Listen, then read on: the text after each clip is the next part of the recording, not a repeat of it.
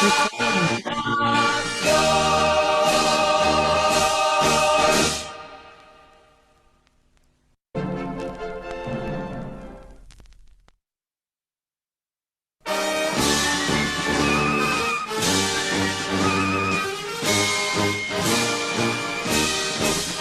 Iremos de frente al clamor de la patria, que Estados Unidos nos firme el tratado. Los pueblos aclaman al líder Torrijos por gira triunfante en pro del canal. Colonia americana, no, es nuestro el canal. No somos ni seremos de ninguna otra nación. Yanquis armados mancharon la patria con sangre del pueblo el 9 de enero. La gesta gloriosa de los que murieron pisando banderas nos da la razón. Colonia americana, no, es nuestro el canal. No somos ni seremos de ninguna otra nación.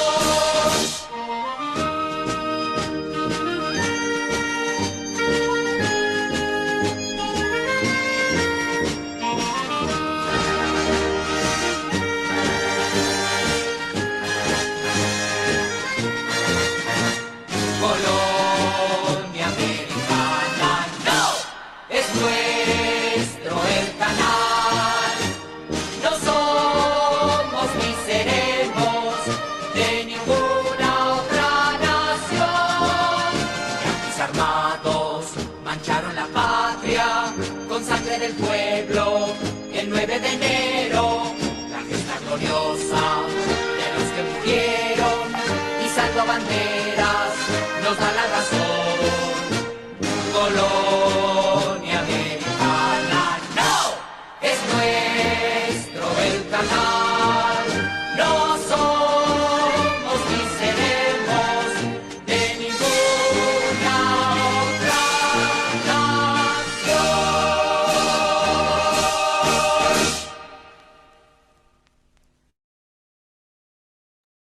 Buenas tardes, ¿cómo están todos ustedes?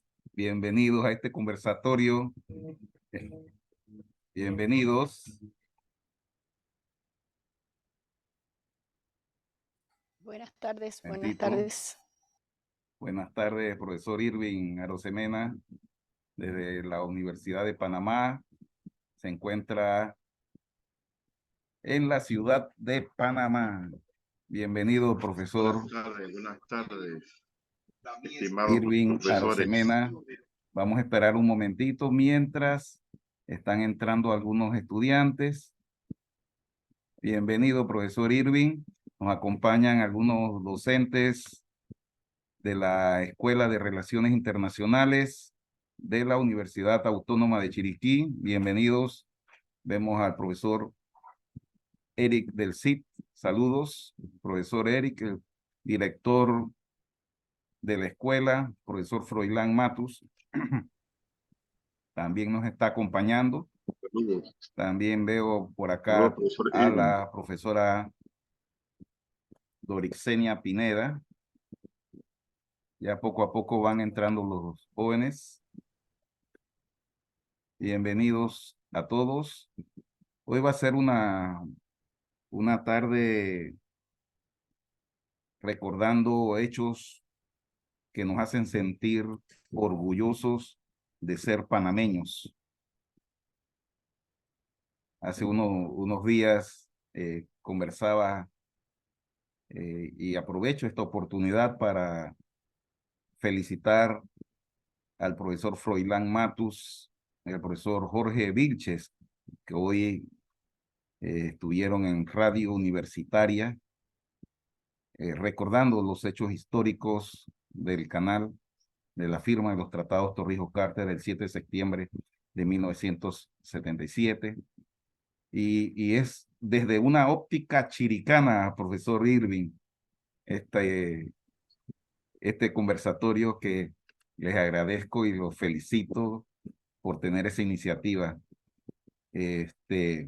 Bueno, ya veo que estamos entrando aquí, están entrando todos los estudiantes. Bienvenidos a todos los estudiantes, también del primer año, del segundo año, también veo estudiantes del tercer año y del cuarto año de la licenciatura en Política Internacional. Bien, vamos a darle la bienvenida al profesor Froilán Matus, director de la Escuela de Relaciones Internacionales de la Universidad Autónoma de Chiriquí. Adelante, profesor Matus. Gracias, profesor de la Torre. Bueno, buenas tardes a todos y a todas. Al profesor Irving en especial por permitir o dar este tiempo, ¿verdad?, de gran valor a este conversatorio realmente porque casualmente lo que nos comentaba el profesor, hoy tocamos ese tema desde la perspectiva chiricana, pero yo sé que el profesor con sus vastos conocimientos nos va a dar esa perspectiva general, ya que la mayoría de los jóvenes que nosotros también tenemos acá en la universidad estudian historia de las relaciones de Panamá con los Estados Unidos. Y hoy es un día propicio, realmente muy, muy importante para entonces resaltar ese tema nacionalista tan importante como es la firma de estos tratados que oportunamente nos da la cabida, ¿verdad?, administrar una zona tan importante como es la zona del canal. La bienvenida a todos de parte de la Escuela de Relaciones Internacionales de la Universidad Autónoma de Chiriquí, al profesor Edgardo de la Torre, que es el organizador de este evento, de este conversatorio, y a todos, ¿verdad? Felicidades y los felicito de una manera bien especial por formar parte de este conversatorio. Profesor Irving, bienvenido desde Panamá a nuestra casa acá en Chiriquí. Saludos y a todos, esperemos que todos, ¿verdad?, gocemos de este conversatorio. Saludos.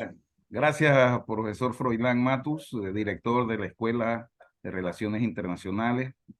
Vamos a tener un espacio, yo sé que muchos estudiantes les gusta participar, así que vamos a tener un espacio para que aprovechen al profesor Irving Arosemena y les hagan algunas preguntas. Estoy seguro que van a salir varias preguntas aquí.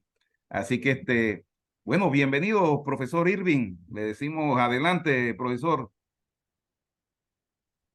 Muy buenas tardes, colegas, apreciados estudiantes. Gracias por la invitación y siempre es un placer poder intercambiar eh, estos temas que nos competen como panameños y aún más como estudiantes docentes de nuestras universidades oficiales y como estudiosos de las relaciones internacionales. Cuando Edgardo me mencionaba pues el tema de este conversatorio, yo sí pensaba un poco pues que el tema de la diferencia, ¿no? Ya nosotros que tenemos cierta edad y ciertos años está dictando estas asignaturas, tanto en universidades públicas y privadas, y que bueno, muchos de nuestros estudiantes definitivamente que no conocen toda esta historia que tiene que ver con ese alpinismo generacional, como le llamaban algunos, o digamos ese fin último, que hace un poco culminar ese proceso histórico que se inicia desde la construcción del canal y aún antes, desde el inicio de la República. Panamá tiene firmado con diferentes países del mundo tratados bilaterales de todo tipo. Y somos parte, pues, de la comunidad internacional en términos de los tratados multilaterales, de los cuales Panamá también adquiere compromisos, derechos, deberes y lo demás. No obstante, eso es importante. Los tratados más importantes que en la vida republicana tiene Panamá, específicamente relativos al canal, y relativos a la protección y defensa de ese canal corresponde precisamente a los tratados firmados con los Estados Unidos, y dentro de esos tratados pues guarda mayor relevancia este tratado, mejor dicho, los tratados del Canal de Panamá de 1977, que se conocen con el nombre de tratados Torrijos-Carter, aunque en los Estados Unidos se conocen con el nombre de Carter-Torrijos. Pero nos referimos entonces a los tratados que se negocian del 70 al 77, y que bueno, finalmente pues el 7 de septiembre, hace 46 años, se firman esos dos tratados, son dos tratados como lo vamos a aclarar ahora, y que tenemos pues 44 años de vigencia porque entran en vigencia el 1 de octubre de 1979. Y Panamá se convierte en el único administrador del canal a partir del año 2000, ya que antes, en el periodo ese, que va de la entrada en vigencia del 79 al 99, fue un periodo en el cual éramos socios, existía la Comisión del Canal de Panamá, existía una administración binacional, pero no habíamos adquirido todavía ese estatus de dueño absoluto de la administración, sino que éramos parte de una agencia federal del gobierno de Estados Unidos llamada Comisión del Canal de Panamá. Ese fue el periodo que se conoció como de transición o de ejecución o de descolonización. Bien, para muchos hay una confusión en cuanto al hecho de que cuando se habla de los tratados Torrijos-Carter o los tratados del Canal de Panamá, nos estamos refiriendo a dos documentos que tienen que ver con el canal, tienen que ver definitivamente con el canal, pero uno, el Tratado del Canal de Panamá de 1977, es el tratado que hace posible la reversión a Panamá y todos los logros que se generan de esa reversión. Finalmente, pues en el año 2000, el Canal de Panamá y su administración, zona contigua y lo demás. Y el otro tratado concerniente a la neutralidad permanente y al funcionamiento del Canal de Panamá, que es el tratado que se refiere más que todo al régimen de protección y defensa de ese canal, no obstante que ese tratado de neutralidad, como se le abrevia, también tiene que ver con unos aspectos de administración, de funcionamiento, de tránsito, reglas de tránsito, etcétera, etcétera.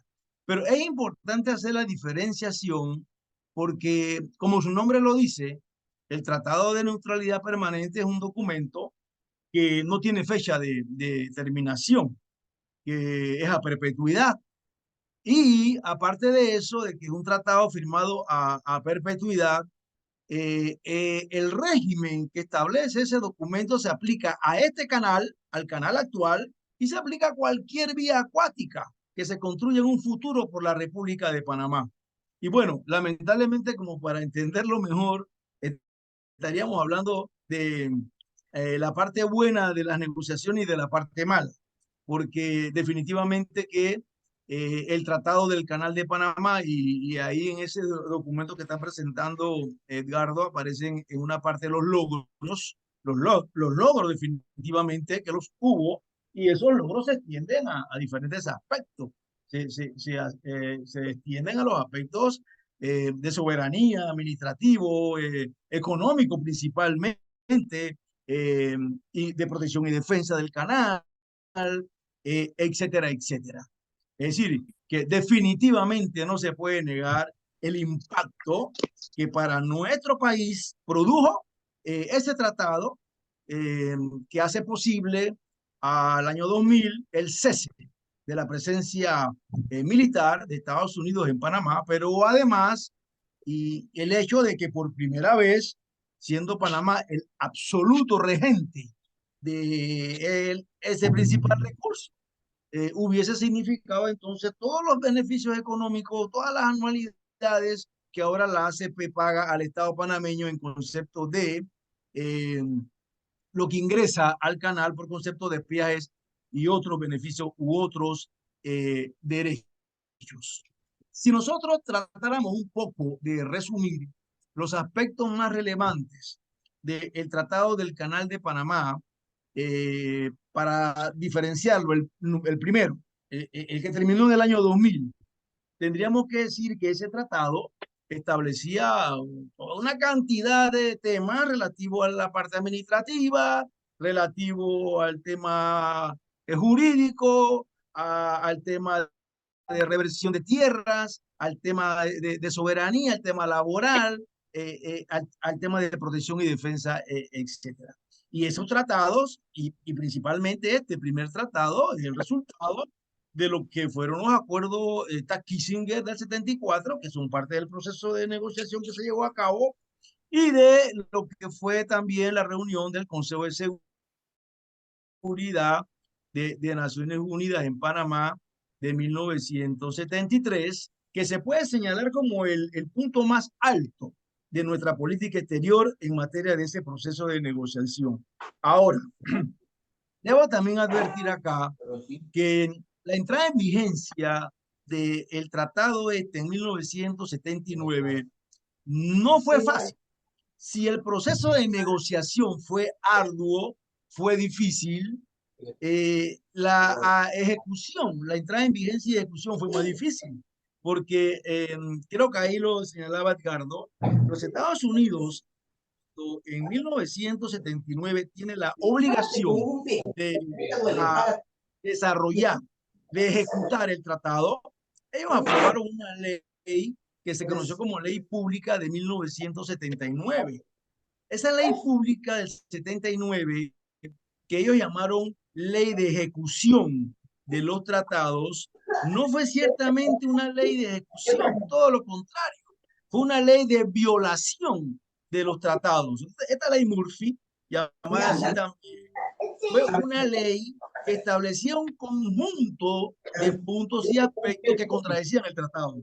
Una cosa lo decía el tratado, otra cosa decía la ley Murphy. Y Panamá se vio lógicamente afectado y el tratado fue mediatizado en la medida pues en que esa ley impedía una gran cantidad de logros que Panamá tenía derecho, pero que Estados Unidos se negaban a ese reconocimiento de lo que se había acordado, de lo que se había pactado.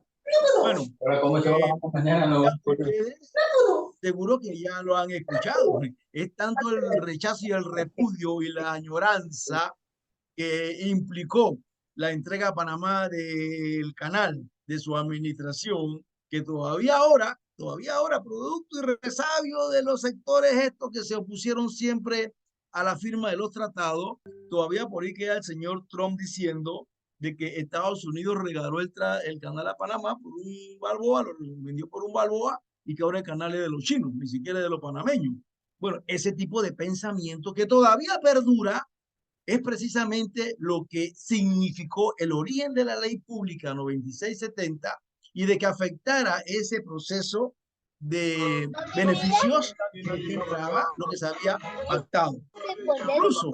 Incluso si ustedes ven las noticias últimas que han estado saliendo, no solamente ha sido el presidente Trump, quien un poco ha planteado ese nostálgico episodio, momento histórico de esa negociación. Hace poco también el señor Petro en Colombia se refería al hecho pues de que ellos habían perdido el Istmo de Panamá, una zona apreciada a nivel geográfico durante la independencia y lo demás. Bueno, el único que no ha dicho nada respecto a añorar esto también ha sido es Macron, porque está enredado en África con sus excolonias que están en proceso de total rebeldía. Pero de repente también Francia va a decir que bueno, que ellos tenían el derecho histórico de proceder a terminar o concluir la obra y que también fueron perjudicados, porque ellos fueron los zapadores del canal. Francia, la compañía francesa, fue la primera que inicia la obra.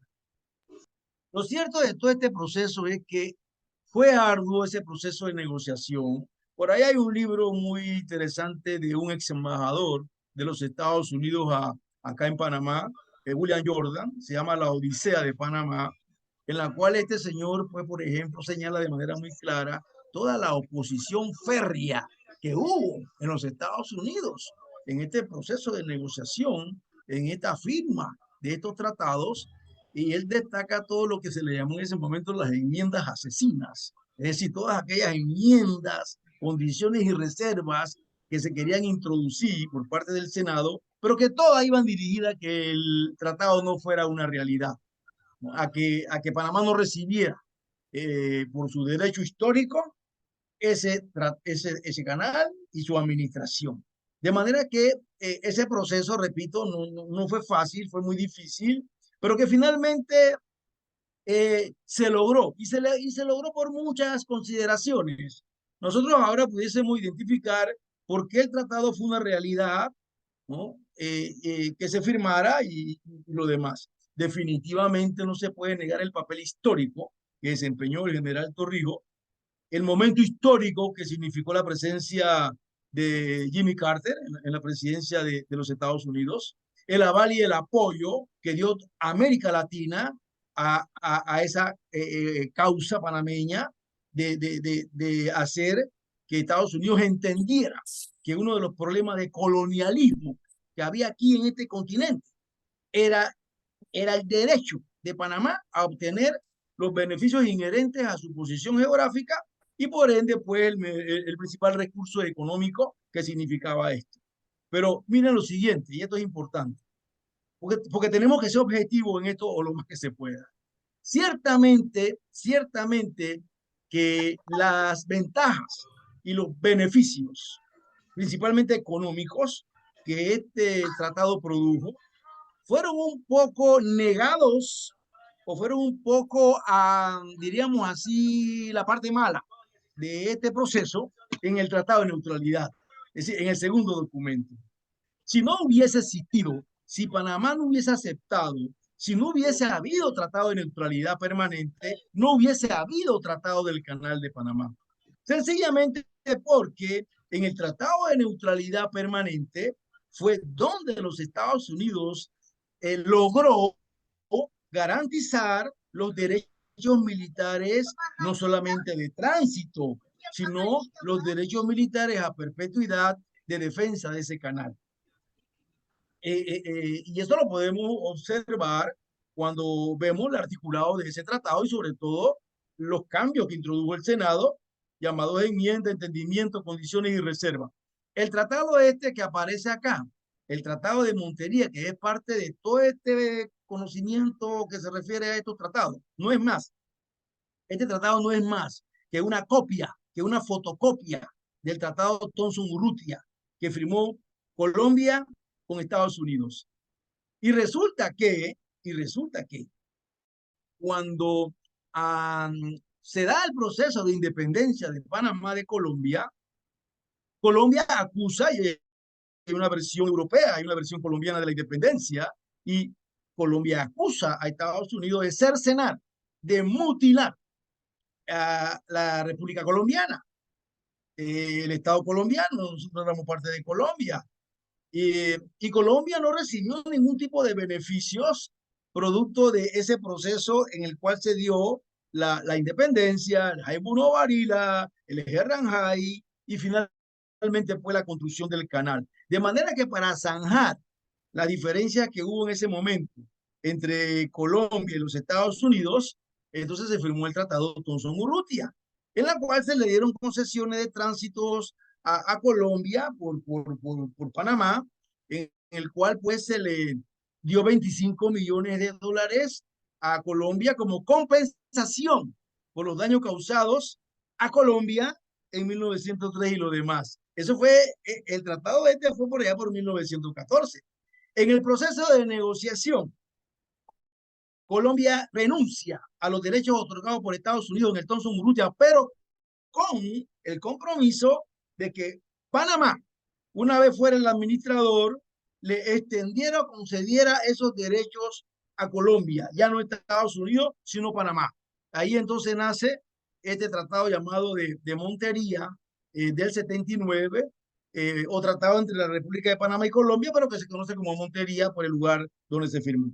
Aclaro, este mismo tratado, los contenidos que aparecen aquí, en este tratado, son los mismos contenidos de un tratado de San José que firmó Panamá con Costa Rica. Pero el tratado firmado con Costa Rica nunca se ha ratificado. Este firmado con Colombia sí.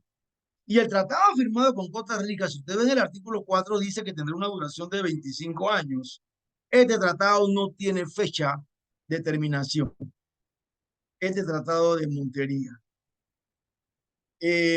Hay una reserva que se hizo al tratado de Montería por parte de Panamá ante el rechazo que generó ese tratado acá, en la cual, por ejemplo, Panamá sostuvo que los derechos conferidos a Colombia solo eran aplicables a este canal, al canal actual.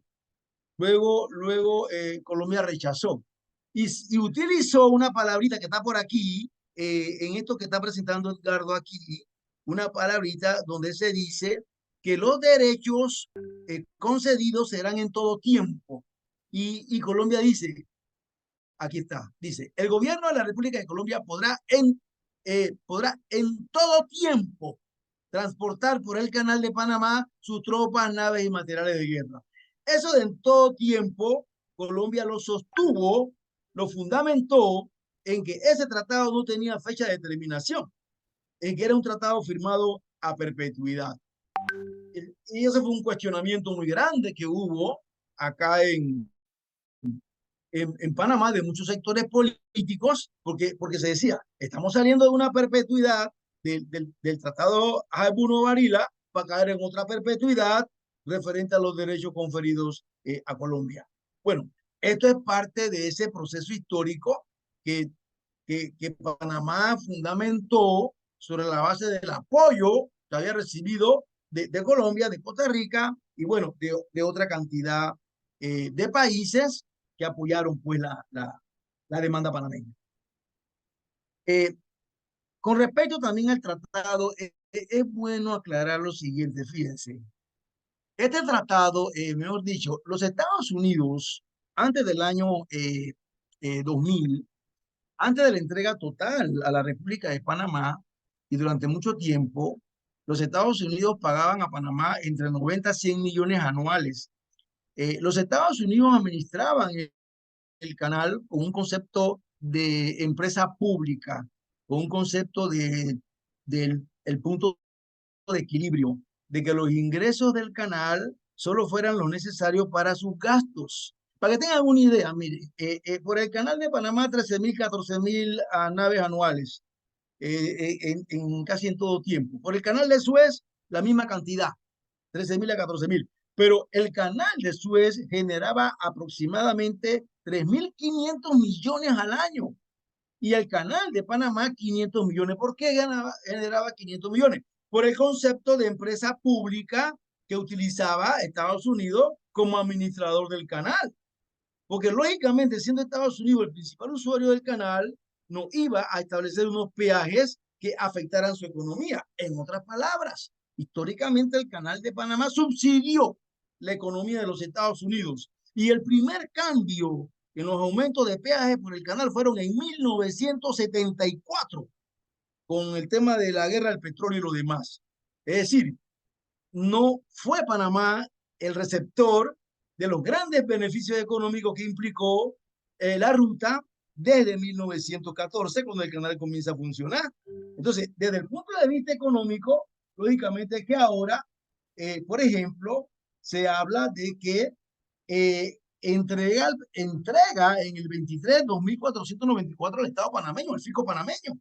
Y hay un creciendo las anualidades que paga el canal a Panamá en concepto de lo que establece la Constitución, la Ley Orgánica del 11 de junio del 97, que es la que regula la ACP, y en concepto pues de los ingresos. Porque los pagos a Panamá dependen de los ingresos por tonelada neta, es decir, por lo que transita, y de otros servicios de agua y otros beneficios que también Panamá recibe desde el punto de vista económico. Entonces, definitivamente que desde el punto de vista económico ha sido el elemento más de mayor trascendencia en los beneficios. Ahora, si sumamos a todo esto el tema de tierras, el tema de agua, el tema de estructura, bueno, el tema del crecimiento de nuestra marina mercante, el tema de lo que ha significado los puertos y todo lo demás. Claro que estamos hablando de un impacto económico bastante fuerte para la República de Panamá como resultado de los logros de ese tratado en términos económicos. Quiero destacar en términos de protección y defensa algo que es importante, fíjense. No ha habido en la historia de las relaciones entre Panamá y Estados Unidos desde 1903, no ha habido ningún tratado firmado que el tema de protección y defensa del canal no haya estado presente. En todos los tratados siempre Estados Unidos sustentó el tema de protección y defensa del canal. En los tratados del 77, en este tratado del canal de Panamá, igualmente entonces también se planteó la defensa bilateral. El artículo 4 del tratado que hablaba de protección y defensa establecía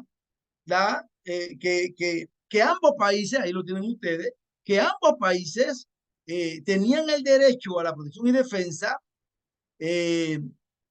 y más, y por ahí en un momento se decía pues que también Estados Unidos tenía derecho a la responsabilidad primaria y se creó la Junta Combinada para proteger y defender el canal, etcétera.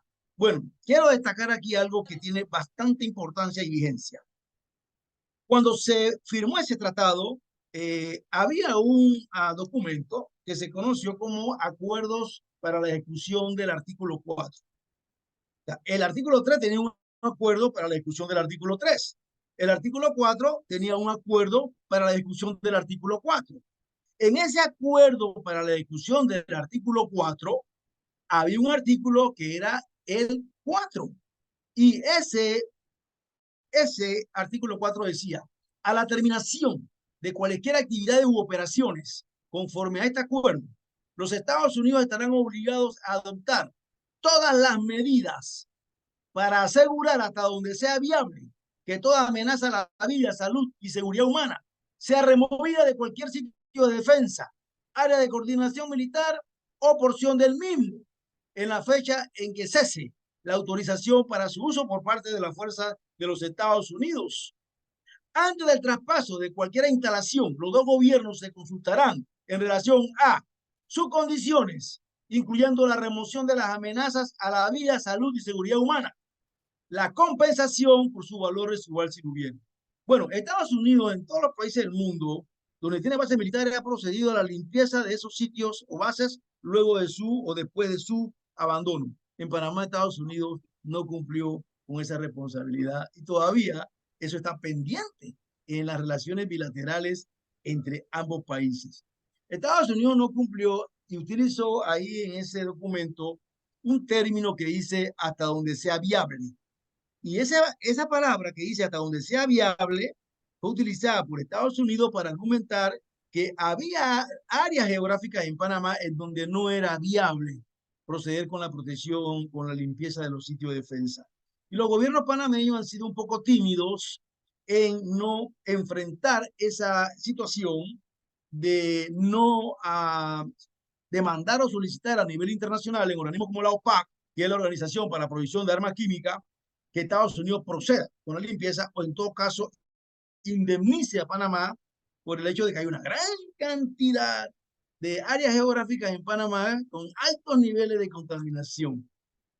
Hay un libro por ahí que se llama Los Emperadores en la Jungla, de un norteamericano llamado John Pollan. Este norteamericano, John Pollan, y con otros norteamericanos hicieron un estudio bien profundo sobre el tema de la limpieza y la contaminación de los sitios de defensa en la ex zona del canal y fuera de la ex zona del canal en el territorio panameño. Pero estos temas de repente son unos temas un poquito así como medio sensitivos, porque lógicamente esto posiblemente implicaría algún tipo de reclamación no bien vista por nuestra política exterior frente al tema pues, de esa relación y la consecuencia de eso. Bien, Jorge, yo quiero hacer un alto hasta el momento aquí. No sé si tienen ustedes alguna pregunta o alguna opinión frente a lo que hemos venido diciendo. Gracias, profesor Irving Arosemena, desde la ciudad de Panamá, que nos está acompañando en este conversatorio.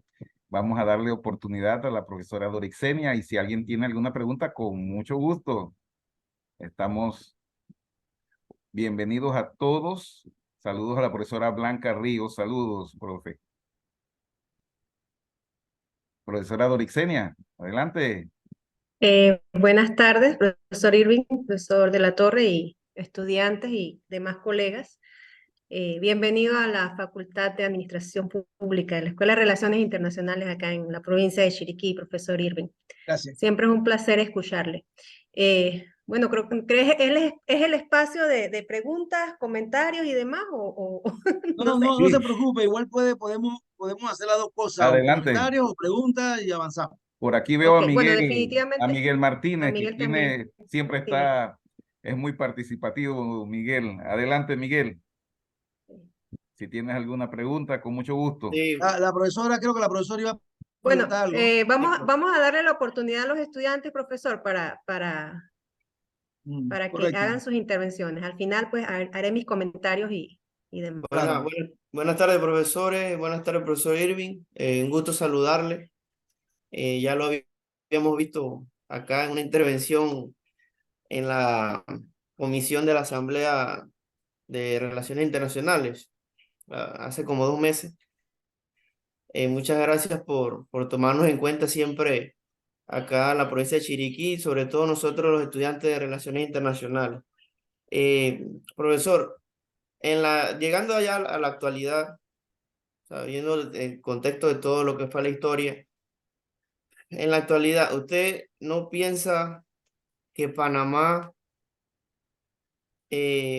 puede o tiene el deber de ratificar ante el mundo de que el canal es de nosotros, haciendo una enmienda o haciendo un convenio o algo ante las Naciones Unidas, dándole espacio o ratificando esa neutralidad de que todos los países sepan que por Panamá pueden pasar sin ningún problema, porque siempre se nos cataloga de que nosotros debemos favores a un país y yo pienso que a estas alturas pues Panamá siempre se ha mantenido neutral y yo pienso creo que ahorita es el momento de que Panamá pues se dé esa voz a nivel mundial de que el canal es panameño. Bien, vamos a aclarar el concepto siguiente. Una vez que entra en vigencia en el 79 el tratado, y principalmente en el 2000, cuando acaba el proceso de, diríamos así, de descolonización, también como se le llama, o ejecución, y a partir del 2000, en el mundo, y nadie puede negar de que los dueños únicos y absolutos del canal es Panamá. Eso es un hecho reconocido pues, por los mismos Estados Unidos. De manera pues que la administración panameña del canal se sustenta en la ley del 11 de junio de 1997 que creó la ACP, la Autoridad del Canal de Panamá, y se sustenta en la Constitución Política de Panamá, que tiene un título que se llama el título 14, el Canal de Panamá, y que por primera vez en la historia el tema canalero se elevó a rango constitucional cuando se introduce ese título nuevo en la Constitución nuestra. Es decir, que desde el punto de vista ese de soberanía, de administración, de beneficios económicos, eso se ha mantenido así a partir del 2000.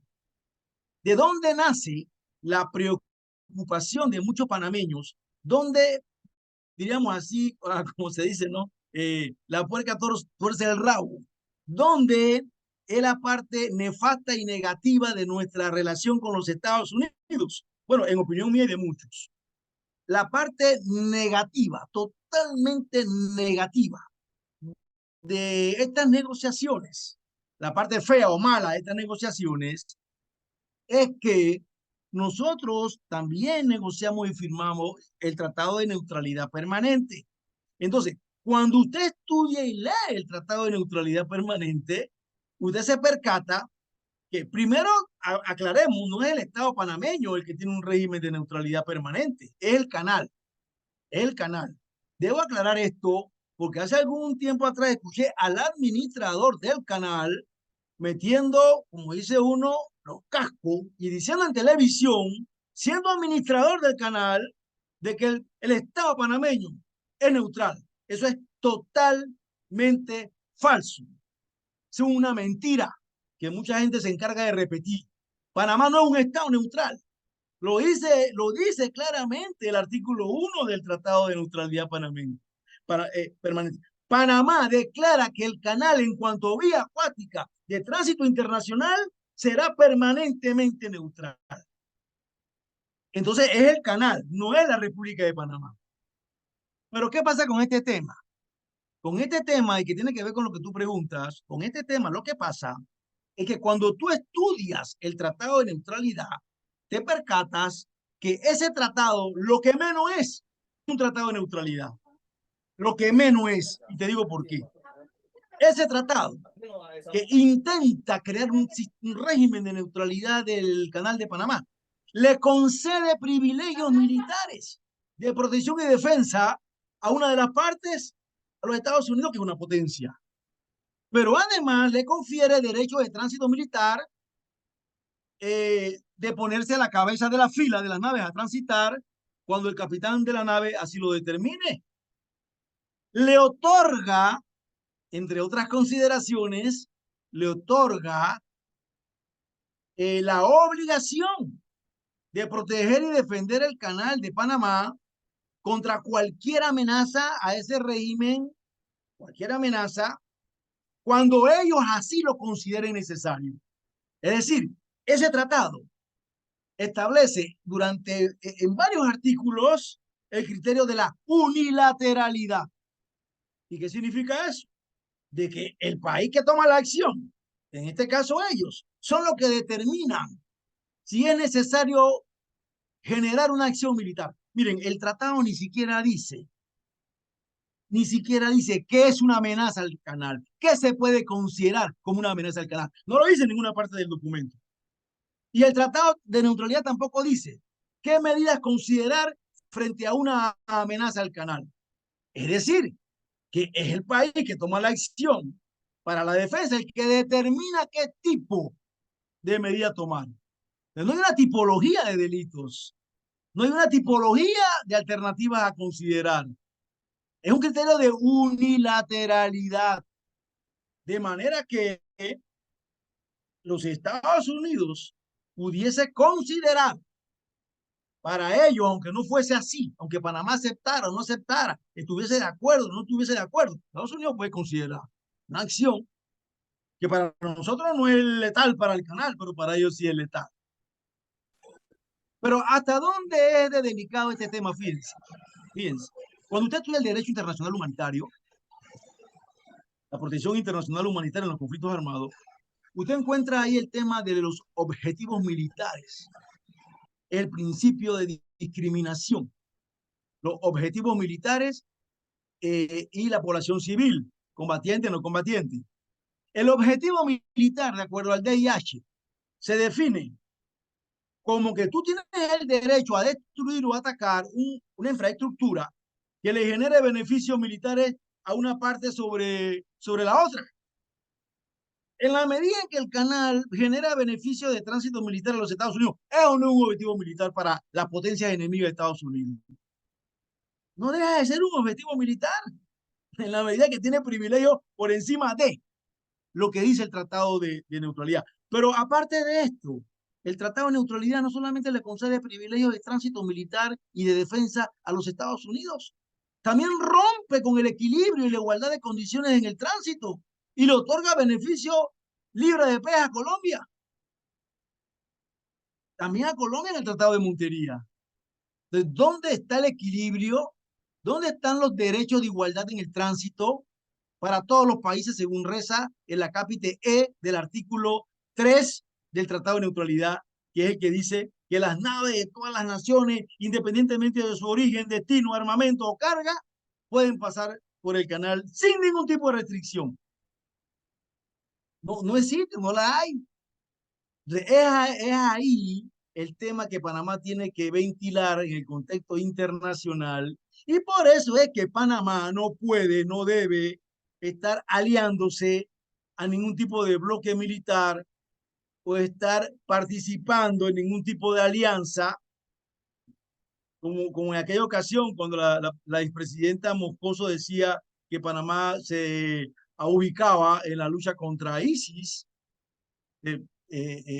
Panamá no solamente porque no tiene ejército, sino que Panamá tiene que llevar lo que se ha denominado una política de neutralidad activa, una política exterior de neutralidad activa, tratando de no comprometer el Estado, ni mucho menos el canal, ni la seguridad de los panameños dentro del conjunto y dentro del contexto de las tensiones y las guerras que existen en diferentes partes del mundo.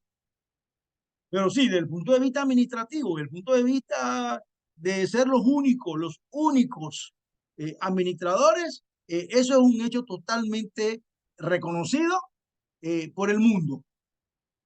Ahí no tendríamos nosotros mayores consideraciones de decir, bueno, Panamá tiene que decirle al mundo que el canal es panameño. Lo que sí tenemos que decirle al mundo que Panamá no va a participar en ningún tipo de alianza militar que ponga en peligro la neutralidad, entre comillas, la neutralidad del canal.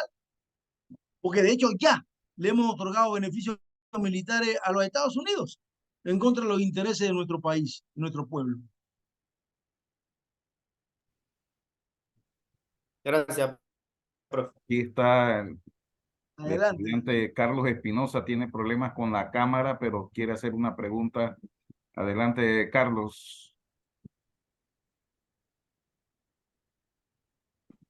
Buenas noches, profesores, compañeros. Gracias por acompañarnos esta noche al profesor Irving. De verdad es un honor tenerlo por acá, profesor, y es de mucha utilidad este conversatorio. De verdad que nos ha aclarado puntos bastante relevantes que no teníamos conocimiento tan a fondo. Profesor Irving, siguiendo por la misma línea de la neutralidad y de la neutralidad del canal, y cómo no es neutral el Estado, sino el canal, y nos está exponiendo que no debemos adherirnos a ningún convenio o algún bloque o algo que tenga que ver con militarismo, con militar. Esto no sería también algo que nos estaría limitando como Estado el poder decidir o no si unirnos a alguno de estos tipos de alianzas. Porque como usted lo dice, lo que es neutral es el canal. ¿Por qué el Estado debería limitarse a tener la decisión de entrar o no a uno de estos? Bien, correcto. Esa aclaración yo se la hago a mis estudiantes siempre, porque es exactamente así como tú estás diciendo. Es decir, fíjense, Panamá como Estado tiene el derecho soberano de tomar posiciones o decisiones en función de qué, en función de lo que nosotros estudiamos en RI, que se llama el interés nacional, ¿no? Del interés nacional. Esa palabrita es muy importante. Entonces, sí, es así. Es decir, nosotros no estamos impedidos como Estado a tomar una decisión. No estamos impedidos. Ahora, la pregunta aquí sería la siguiente. ¿Es conveniente hacerlo o afectaría la seguridad del canal? O sea, ¿hasta dónde una mala política exterior, por ejemplo, de que ahora Panamá participe en todos los organismos militares que hay regionales y mundiales, hasta dónde esa decisión de política exterior es contradictoria con lo que nos llenamos la boca diciendo que tenemos un régimen de neutralidad que le otorga igualdad de condiciones a todos los países del mundo? Sí. Pero sí, el Estado panameño no es neutral, es el canal. Es el canal. Ahora, no, tenemos que también entender algo. Una amenaza al canal es una amenaza al Estado panameño. Una amenaza al Estado panameño es una amenaza al canal de Panamá. Imagínense ustedes la invasión del 89. Vamos a imaginarnos que Estados Unidos tenía todas las justificaciones para invadir Panamá, por el régimen Noriega, la violación de derechos humanos, tal y cual. ¿Ustedes creen que Estados Unidos iba a invadir Panamá solamente para sacar a Noriega? Y no iba, como lo hizo, a apoderarse de lo que fue el canal, cerrar el canal. La única vez en la historia del canal de Panamá, la única vez, fue la noche del 19 de diciembre del 89, que se suspendió el tráfico. La única vez. ¿Y por qué lo hicieron? Porque ellos tenían temor de que un avión de ellos mismos hundiera un barco en el canal. Entonces, una acción militar de un país no va a ser contra el canal y no contra Panamá. O sea, eso está íntimamente ligado y vinculado, y más si entendemos que el canal se ubica en la parte más importante del Estado panameño, a la economía, la cabeza administrativa y política y lo demás. Entonces, claro que desde el punto de vista, diríamos así, jurídico, el Estado panameño puede hacerlo. No se lo impida nada, nadie se lo impide. Pero ¿hasta dónde tiene sentido y lógica que lo haga? Entonces, esa es la parte a la cual nosotros nos referimos, que lo más lógico, lo más sensato, lo más coherente es ejercer una política exterior que no vincule, que no obligue, que no comprometa a Panamá frente a la crisis que hay en el sistema internacional. Muy bien, profesor Irving. Adelante. Tenemos una pregunta de Dioselina Castillo. Tiene levantada la mano hace ratito. Adelante, Dioselina. Sí, muchas gracias, profesor. Pues no es una pregunta, más bien, a mí me gusta mucho la historia, de todo tipo, desde que sea historia. Más bien, quiero dar las gracias públicamente aquí ante ustedes y los compañeros de clase. Soy estudiante del tercer año en la Facultad de Administración Pública en la Universidad de Chiriquí, de la UNACH. Y aquí hay varios compañeros míos. Creo que se harán eco de darle las gracias a nuestro profesor Froilán Matus por habernos invitado a esta maravillosa y magnífica conferencia. Porque a lo largo de nuestra vida, y que yo tengo ya toda la vida, ustedes pueden ver, ya es toda casi, ya estoy en el ocaso. Pero bueno, estoy ahí estudiando. Y siempre me ha gustado esta historia y siempre desde que tuve uso de razón que me gustaba. Y luego viendo lo que iba pasando con nuestra historia patria, cuando éramos todavía colonia, cuando no se podía pasar por esa área, cuando todo esto lo vimos. Ver todas las cosas que se han ido logrando y que hoy festejamos el día que se firmaron finalmente estos tratados que hacían falta, de haber venido sufriendo muchas cosas durante toda esa vida de canal y antes, a pesar de haber estudiado tanto en estas áreas y haber leído libros y escuchado profesores, la verdad que hoy he quedado clara en un montón de conceptos. Así que gracias, Matus,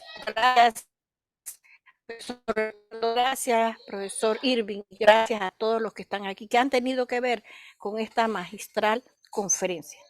Yo estoy muy agradecida y estoy casi segura que mis compañeras y compañeros que pudieron entrar, porque algunos no han podido debido a la mala señal, estamos en tierras altas. Yo personalmente estoy en Río Sereno, frontera con Costa Rica, y la señal está malísima por ahora, pero los que hemos logrado entrar, estoy segura que se hacen, porque ahora hemos visto otra perspectiva, otra área que no habíamos visto. Así que solamente tenía que decirles que muchas gracias. No me he perdido un detalle, fui tomando captura de cada una de las presentaciones para guardármela, para compartirlas con mis compañeros y con la gente con la que trato personalmente. Excelente. Así que muchas gracias y que Dios les bendiga. Gracias a usted. Gracias. Solamente también les adelanto que ahí le envié a Edgardo un documento Sí. que es un resumen, ¿no? Pero que tiene muchas cosas ahí sobre el tema de esto que estamos hablando y otras consideraciones, porque esto es tan largo, involucra tantas cosas que de repente no hay tiempo para verlo todo. Pero Voy a ahí le envié una cosa, enviárselo, un voy a documento para que enviárselo, lo... profe. Sí, profesor Irving, no se preocupe, vamos a compartirlo con todos los docentes y ellos lo van a enviar a todos los Excelente. estudiantes. Dioselina fue la primera estudiante a las 5:30 estuvo, fue la primera en entrar a la sala, así que muchas felicidades, veo el entusiasmo que tiene. Y bueno, de eso se trata. Este conversatorio, lo que buscamos, conversaba con el profesor Froilán, yo tengo una persona, le decía, yo tengo una persona que nos puede ayudar enormemente en este tema de conmemorando, pues, una fecha más de la firma de los tratados Torrijos-Carter el 7 de septiembre de 1977 y evidentemente fue el profesor Irving Arosemena. Muchas gracias, Gracias, profesor gracias, Irving. Adelante, profesor gracias. Irving. Sí, no sé si hay alguna, creo que Dorisenia tenía alguna pregunta Adelante, Dorisenia. o quería decir algo. Bueno, bueno, más que pregunta, profesor, era un comentario. Definitivamente que este tema de los tratados del 77 siempre genera muchas dudas, interpretaciones sobre todo. Usted traía a colación la postura que presentó el administrador del canal frente al tema de la neutralidad. Antes de que usted tocara el tema, ya yo lo tenía en mente porque le iba a hacer precisamente el comentario de que definitivamente y jurídicamente somos soberanos en todo nuestro territorio, pero nuestra política exterior debe estar precisamente orientada a proteger esos intereses.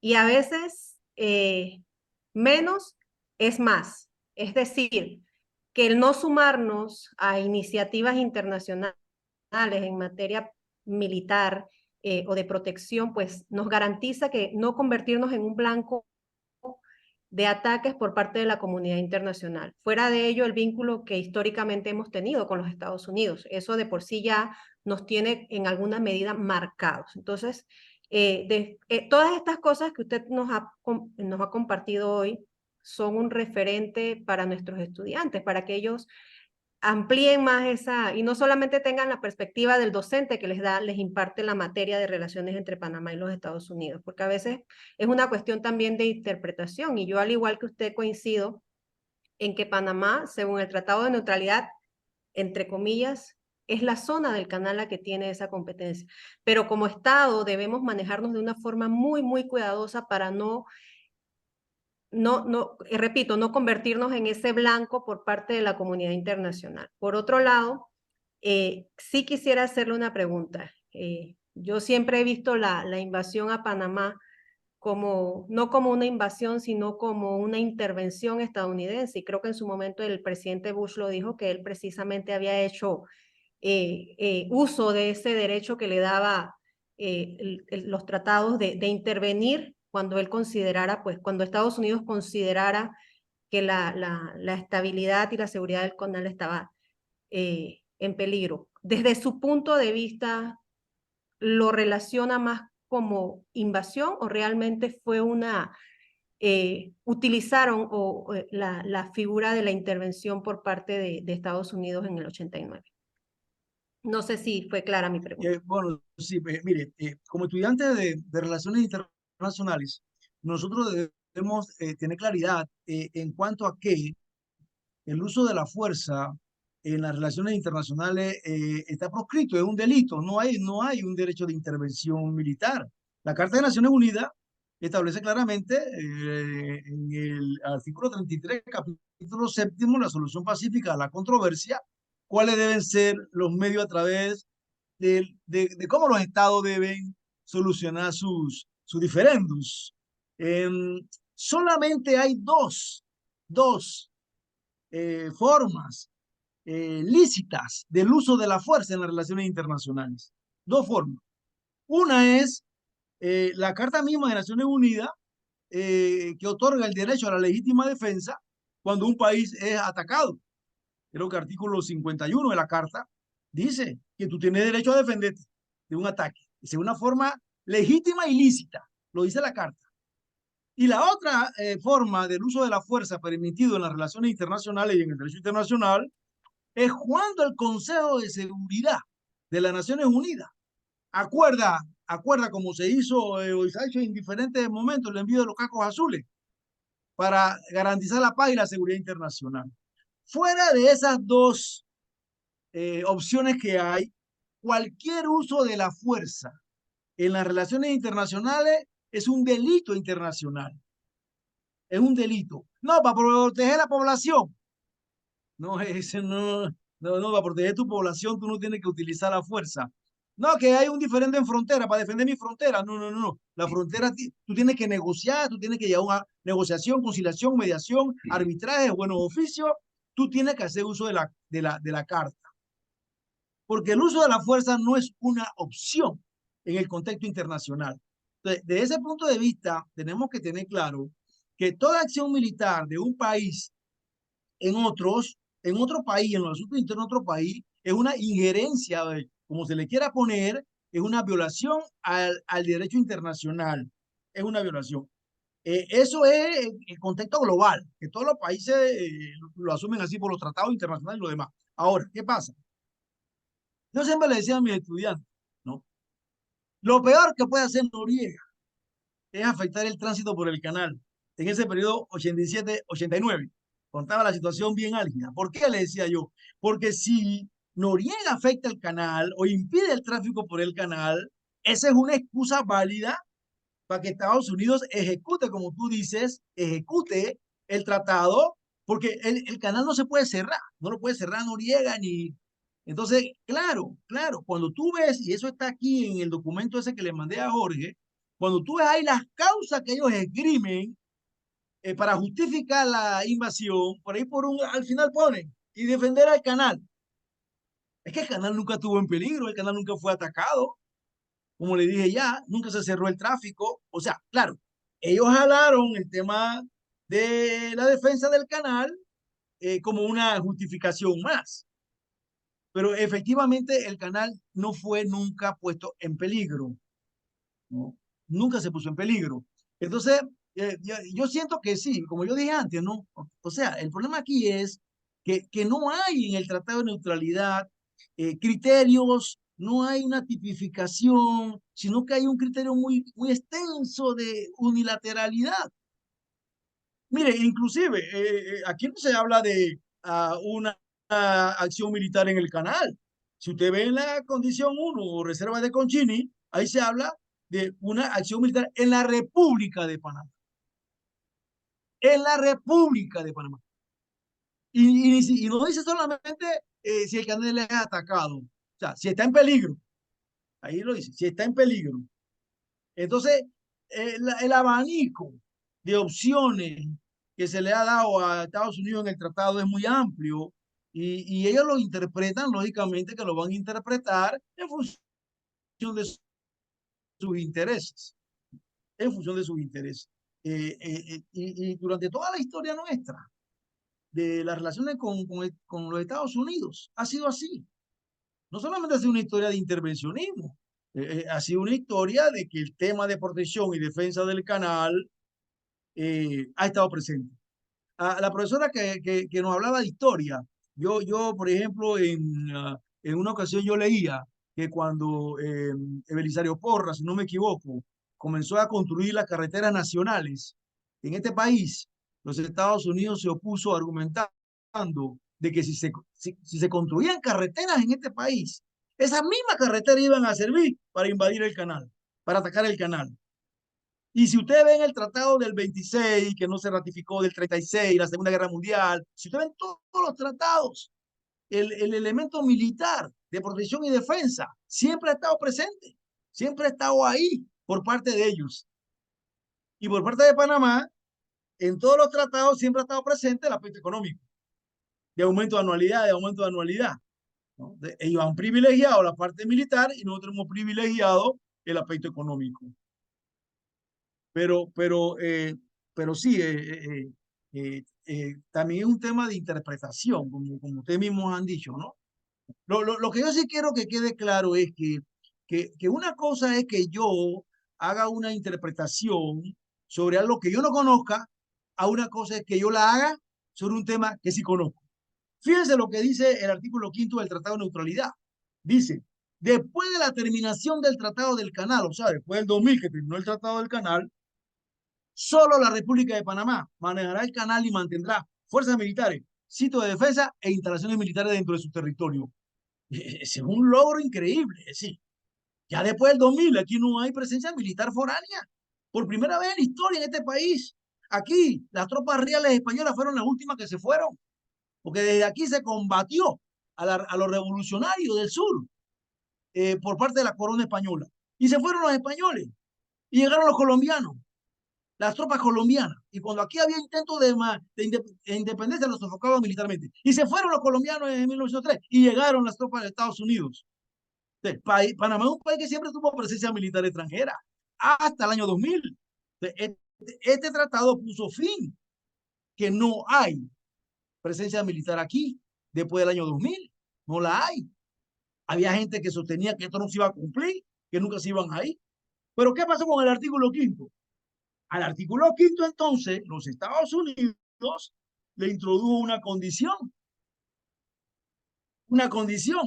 que entonces totalmente tergiversó esto.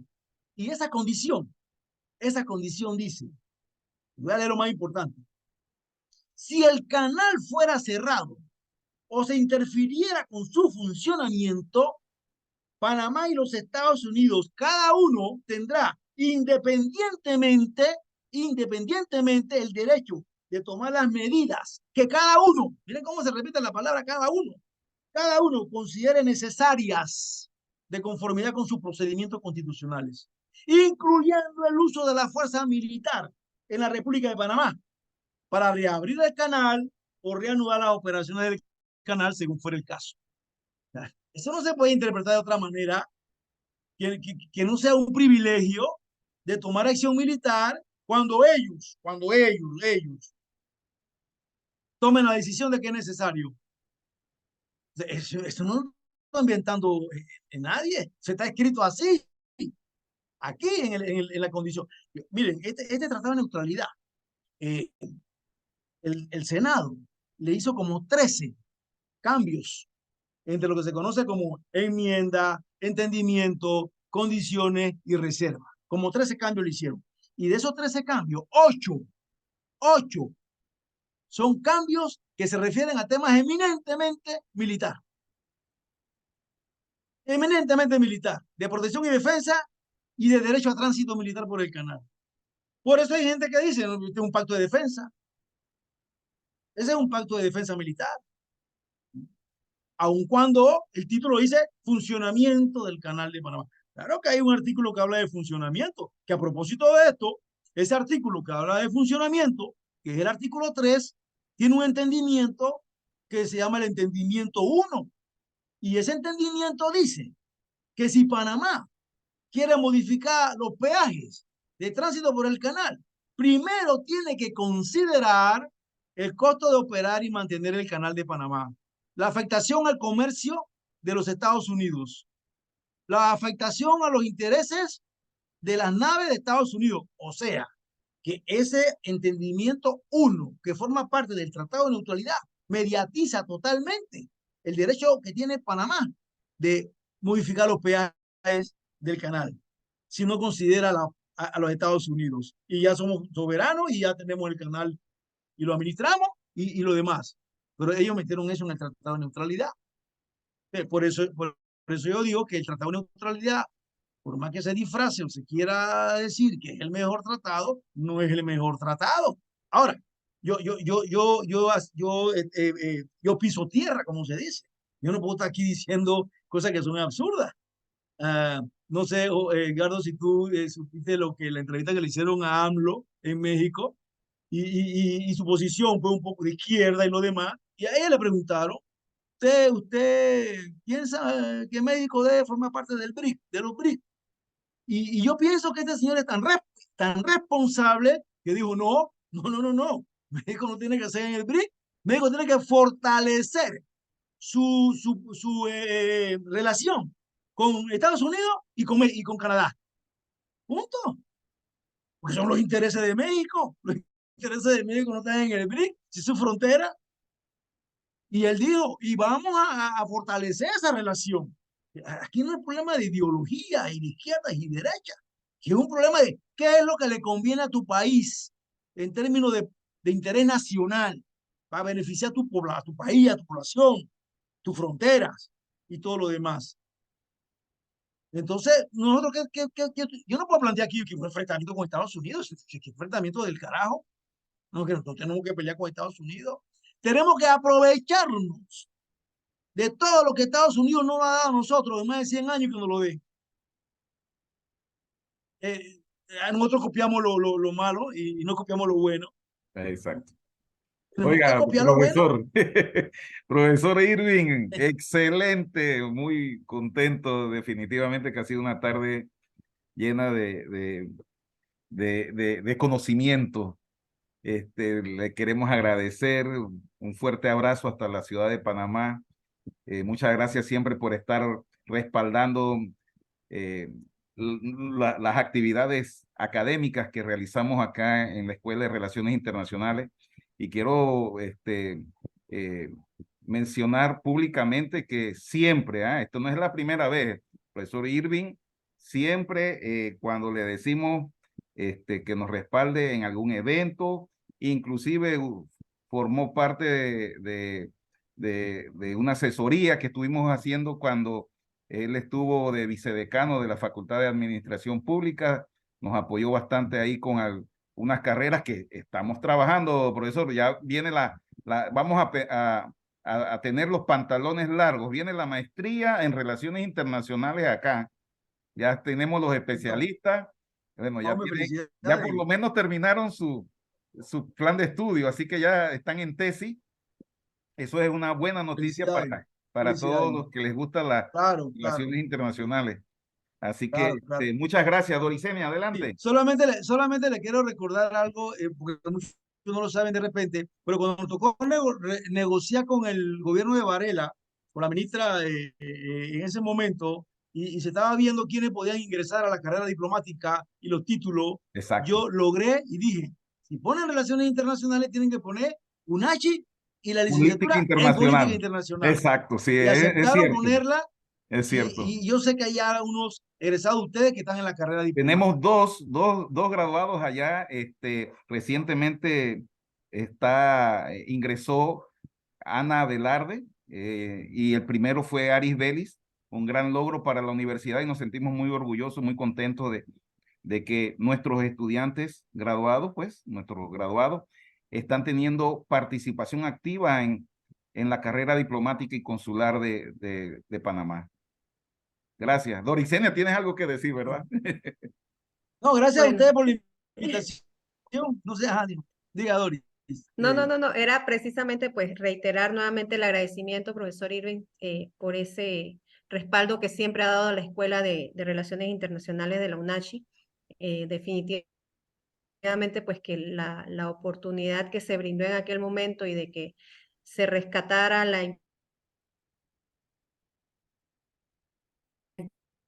importancia que teníamos desde acá, desde Occidente, de la escuela y la presencia, pues esto para nosotros como egresados de la licenciatura en Política Internacional, pues es importante. Son logros que probablemente algunos vean pequeños, pero para nosotros como escuela son muy grandes. Entonces reiteramos nuestro agradecimiento por ese respaldo que siempre nos da, por participar de nuestras actividades académicas.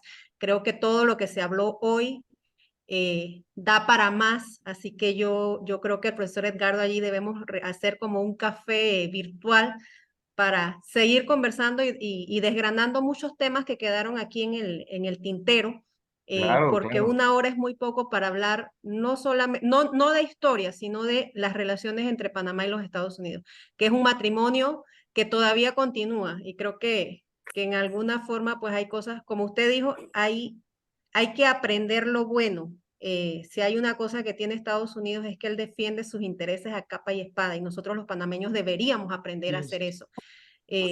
Así que creo que con esto, pues de mi parte, muchas gracias. Sé que de los estudiantes de la Escuela de Relaciones internacionales también. Aquí hay estudiantes de otras escuelas de administración pública, de recursos humanos, y de los centros regionales universitarios que tiene la universidad acá en Chiriquí. También pues están aquí presentes. Así que de nuestra parte, Muchas gracias. gracias y esperamos poder volver a tener nuevamente la oportunidad de compartir Como con a la orden siempre que me inviten. Muchas gracias, profesor Irving. Profesor Irving, de parte mía, realmente no abro la cámara. Voy viajando porque ahorita voy a entrar a clase y le digo a Edgardo, voy a mantenerme, pero voy en el viaje. Así que, profesor, gracias de verdad, profesor Irving, a los estudiantes de todos los, mire que tenemos estudiantes de Río Sereno, de Volcán, de David, de todas partes que están muy interesados en estos temas, que son muy importantes, profesor, porque le decíamos nosotros los muchachos, esto es reafirmar ese nacionalismo que a veces se pierde por algunas cosas que, bueno, no sé a qué se debe, pero sí se está perdiendo. Muchas veces se pierde esta historia y esto es lo que reafirma lo que somos, ¿no? Panameños que de alguna forma hemos sido parte, hemos luchado por todas estas cosas. Gracias, profesor de la Torre. A todos, muchas gracias. Nos vemos, profesor Irving. Saludos. Bueno, hasta luego. Gracias, hasta luego. Hasta luego. Saludos a todos. Muchas gracias. Saludos, Eric, del CIT. Saludos.